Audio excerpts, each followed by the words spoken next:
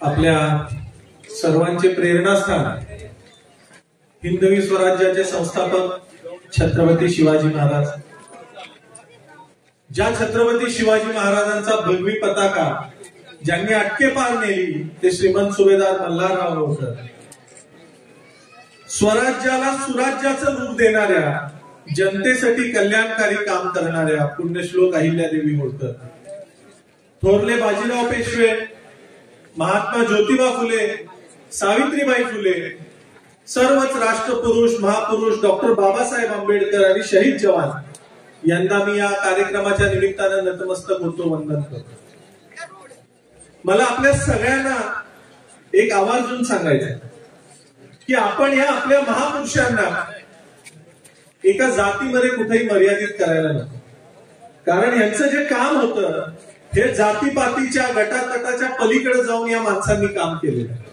आणि म्हणून मी ज्या वेळेला आपल्या सगळ्यांना आमंत्रित करतो त्यावेळेला मी आपल्या सगळ्यांना हेच सांगतो की इथं हा कार्यक्रम कुठल्या पक्षाचा, कुठल्या गटाचा, कुठल्या जातीचा म्हणून येऊ नका। हा कार्यक्रम या राष्ट्रासाठी बलिदान देणाऱ्या एका महापुरुषाचा कार्यक्रम आहे, ज्या यशवंतराव महाराजांनी या भारत भूमीच्या स्वातंत्र्यासाठी लढा उभारला त्यांचा हा कार्यक्रम आहे। म्हणून इथे माझ्या या शब्दाखातर, महाराजा यशवंतराव होळकरांच्या प्रेमाखातर महाराष्ट्राच्या कानाकोपऱ्यातून आपण सगळी मंडळी इथं आलात। अनेक मान्यवर आज इथं बसलेले, वेळात वेळ काढून ते इथं आले। आपणही सगळे इथं बसलेला प्रत्येक माणूस हा माझ्यासाठी मान्यवर आहे, प्रत्येक माणूस हा तोलामोलाचा आहे। त्यामुळे आपण वेळात वेळ काढून इथं आलात त्याबद्दल मी सर्वप्रथम आपल्या सर्वांचे आभार मानतो। यावर्षी आपण, मागच्या वर्षी आपण 6 जानेवारीलाच गड संवर्धनाचं काम चालू केलं, नाहीतर याच्या आधीचे आपले सगळे कार्यक्रम आतमध्ये राजसत्रेत व्हायचे।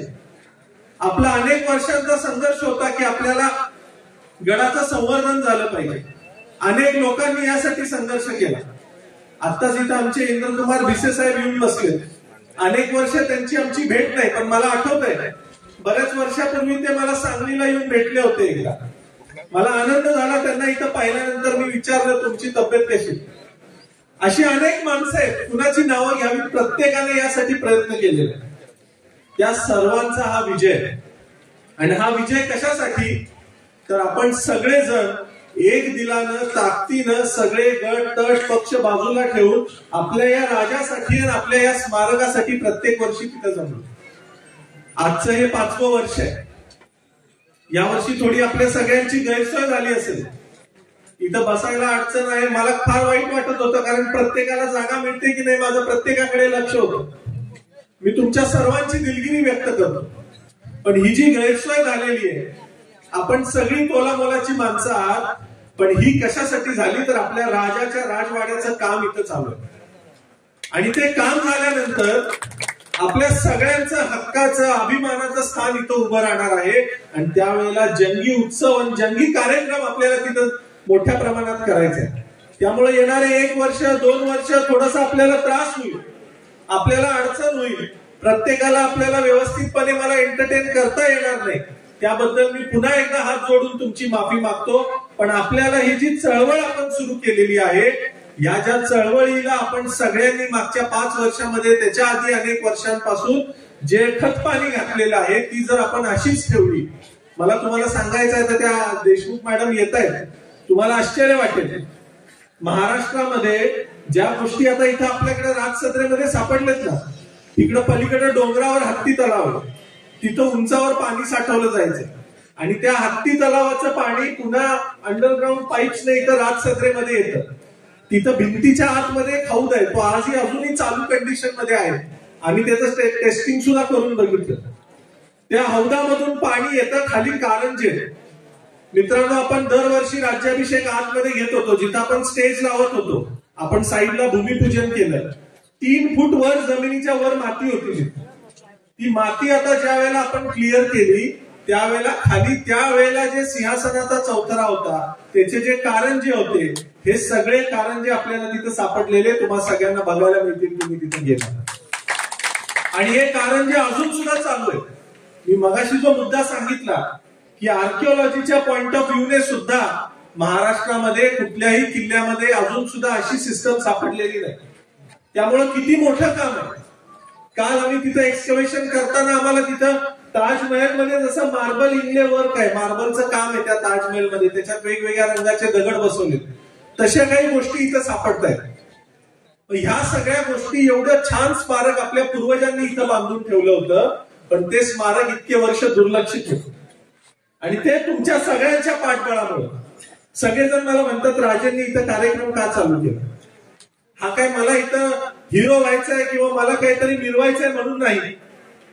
हा कार्यक्रम यासाठी सुरू केला की ज्या महापुरुषांनी आपल्यासाठी आज जे आपण स्वातंत्र्य उपभोगतो, मगाशी इथं पृथ्वीराज बोलताना म्हणाला की महाराजा यशवंतराव होळकर हे शीख धर्म स्वीकारायला सुद्धा तयार झाले होते, पण त्यांना शीख धर्म स्वीकारायची वेळ का आली, म्हणजे त्यांच्या मनामध्ये ती खतखत का निर्माण झाली, तर आपल्या मातृभूमीसाठी लढायला मातृभूमीमधली लोक एकत्र येत नव्हती. पण तो जो ठराव त्यांनी केलेला होता, जे त्यांनी ठरवलं होतं की मातृभूमीला काही झालं तरी इंग्रजांपासून वाचवायचं, मग त्यासाठी जे जे करायला लागेल ते मी करायला तयार आहे, पण ही माझी मातृभूमी वाचली पाहिजे, हा भारत देश वाचला पाहिजे. म्हणून यशवंतराव महाराजांनी शीख धर्म सुद्धा मी स्वीकारतो, पण किमान मला ताकद द्या, मला लढू द्या, या भारत देशाला स्वातंत्र्य मिळू द्या. यासाठी यशवंतराव होळकरांचा तो प्रयत्न होता. मग अशा महापुरुषांचं स्मारक असंच वाऱ्यावर सोडून द्यायचं का? अशाच तिथले विटा, दगड, माती, चिरा आपण निघून जाऊ द्यायचं का? राजस्थानमध्ये फिरताना आपण एवढे मोठमोठाले गडी वाडे तिथले पाहतो. ते पाहिल्यानंतर अंगावर काटा येतो आणि मला वाईट वाटतं की ह्यांच्यापेक्षा कित्येक पटीने मोठा पराक्रम या महाराष्ट्राच्या मातीने केला. आज इथं आपल्या बरोबर उदयदादा पवार सुद्धा बसलेले, धारच्या पवार कुटुंबातले ते वंशज आहेत. इथं आपल्यापासून अगदी काही अंतरावर मलठणला त्यांची सुद्धा गडी आहे, तिथं ते राहायला असतात. काय पराक्रम आहे या घराण्यांचा. मगाशी त्यांना आनंदराव पवारांचं सुद्धा इथं उदाहरण दिलं. आणि आज आपण काय करतोय, आपल्या स्मारकांबद्दल आपली काय आत्मीयता आहे.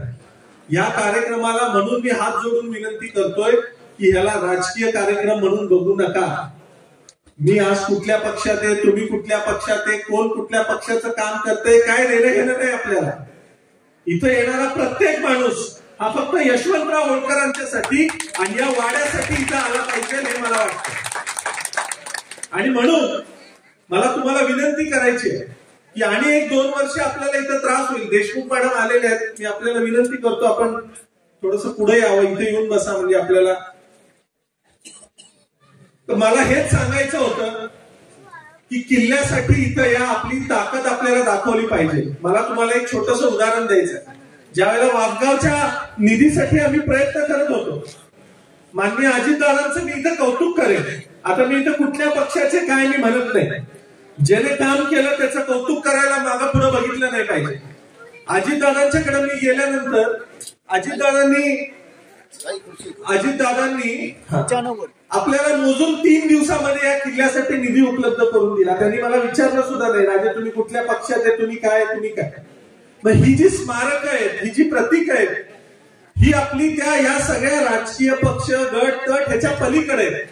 त्यामुळे आपण विचार करताना त्या पद्धतीने विचार केला पाहिजे. ज्या लोकांनी याच्यासाठी प्रयत्न केला त्यांच्यासाठी आपण त्यांचं कौतुक सुद्धा इथं केलं पाहिजे हे मला इथं आपल्याला सांगायचं. येणाऱ्या काळामध्ये मी एक मुद्दा बोलता राहून गेला. आपल्याला निधी मिळाला 25 कोटी, त्याच्यातला पहिला टप्पा आपल्याला मिळाला किती 7.5 कोटी. आणि त्याच वेळेला इतर अशी अनेक स्मारक आहेत, मला कुणाचं नाव घ्यायचं नाही, जिथं त्या स्मारकाचे अवशेष सुद्धा नाहीत, आपल्याला कळायला मार्ग नाही खरं तो स्मारक होतं का नव्हतं. पण अशा लोकांना 150-200 कोटी दिले जातात. का दिले जातात? खोटा इतिहास, खोट्या गोष्टी सांगून सुद्धा लोक 150, 200, 250 कोटी स्मारकाला घेऊन जातात. कारण ते एकत्र असतात, एकजुटीने ते प्रयत्न करतात आणि त्यांच्या एकीची धसकी या सगळ्या राजकारण्यांना बसते.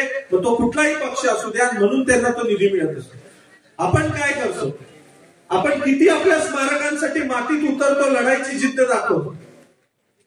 आणि म्हणून आपल्याकडे नेहमी तुझ्या भावानं बघितलं जातं. इथं गोविंदराव बसलेले, फोडमुरुमचे त्या फलटण परिसरातले अनेक लोक इथं आले. सुभेदार मल्हारराव होळकरांच्या स्मारकासाठी आपण प्रयत्न करतोय, आपल्याला निधी मिळत नाही. होळकर छत्रीसाठी समीरराव इथं बसलेले, किती संघर्ष केला, काय केलं ते त्यांना विचारा. पुण्यात एका बाजूला महाजी शिंदेची, त्यांचा काही अनादर आहे असं नाही, महाजी शिंदेचा सुद्धा मी आदर करतो, पण एकदा शिंदे छत्री बघा आणि इकडे होळकर छत्रीची अवस्था बघा. मग आपल्या बाबतीतच असं का? आपल्या बाबतीत असं होतं कारण आपण जागरूक नाही. आपण एक दिलानं, एक विचारानं कुठेतरी संघर्ष करायला एकत्र येत नाही. प्रत्येक गोष्ट पक्षाच्या चष्म्यातून बघू नका. अरे खड्ड्यात गेले ते पक्ष. जोपर्यंत आपण समाज म्हणून, ऐतिहासिक स्मारक म्हणून, इतिहास प्रेमी म्हणून जोपर्यंत या विषयांच्याकडे बघणार नाही तोपर्यंत हा विषय मार्गी लागणार नाही. अजूनही आपल्याला या किल्ल्यासाठी जवळजवळ 50 कोटींची गरज आहे. अजून तट करायचे, आपल्याला राणीमहाल करायचा आहे, अनेक गोष्टी इथं करायच्या. पण हे सगळं जर करायचं असेल तर तुम्ही सगळ्यांनी ताकदीनं, मी लढायला खमकी आहे. माझ्या पूर्वजांसाठी मी नेहमी सांगत असतो, मरताना मला काय नको आहे, मला कुठलं मंत्रीपद, मुख्यमंत्रीपद नको आहे. मरताना माझी फक्त एकच इच्छा आहे की डोक्यावरही होळकरी पगडी असावी आणि अंगावर तो तिरंगा असावा. असं काहीतरी काम आपल्याला करायचं. तुम्ही म्हणत असाल तर पुढच्या वर्षीपासून मी हा कार्यक्रम बंद करतो. करायचा का नाही करायचा तुम्ही मला सांगा. पण जर तुम्ही साथ दिली तरच या गोष्टी इथं होऊ शकतील. तुमची साथ नसेल तर या गोष्टी होणार नाही.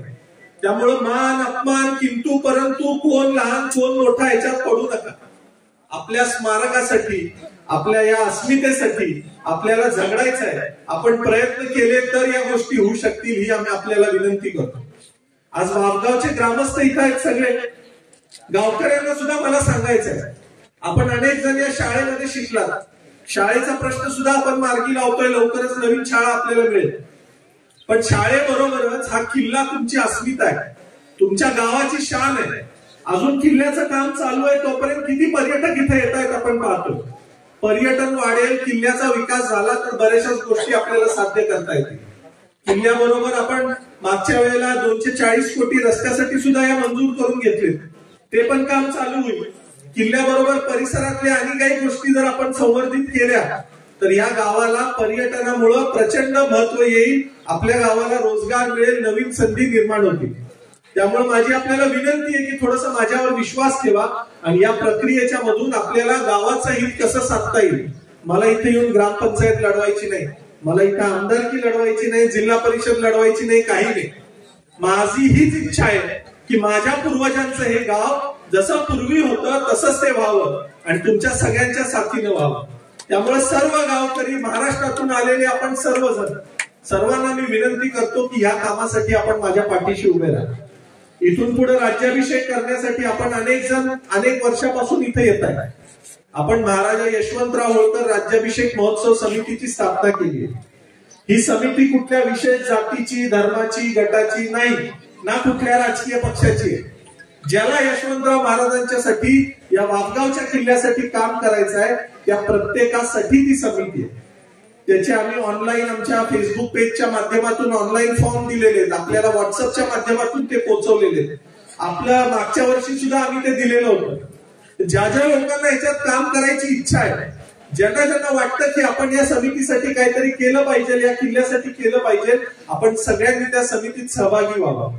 आपण सहभागी झाला तर आपल्याला चांगलं काम उभं करता येईल. आणि म्हणून अजूनही ते फॉर्म उपलब्ध आहेत. ते फॉर्म तुम्ही ऑनलाईन जावा, ते भरा, तुमची माहिती द्या, आम्हाला तुमच्यापर्यंत पोहोचता येईल. अनेक लोक इच्छुक असतात पण कॉन्टॅक्ट नसल्यामुळे पोहोचता येत नाही.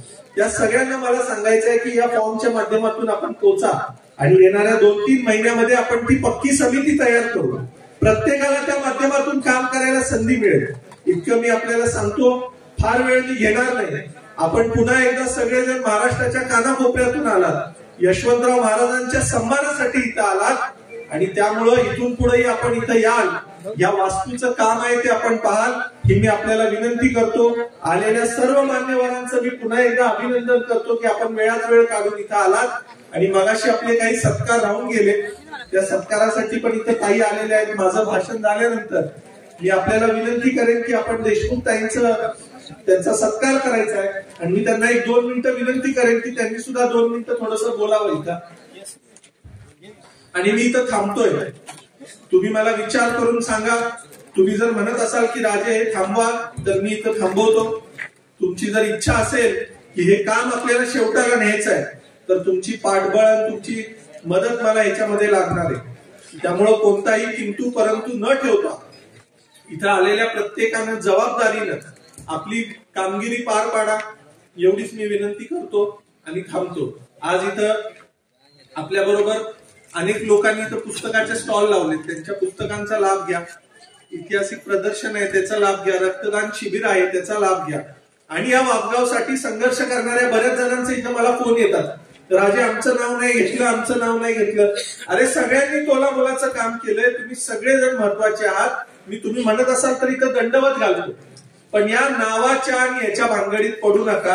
आपल्याला सगळ्यांना एक दिलानं काम करायचं आहे. जो मला दिसतो त्याला मी सोबत घेत असतो. माझ्या मनात कुणाही बद्दल कसलाही किंतु परंतु नसतो. इतकी मी विनंती करतो आणि इथं थांबतो. जय हिंद, जय महाराष्ट्र, धन्यवाद. जय वल्लभ.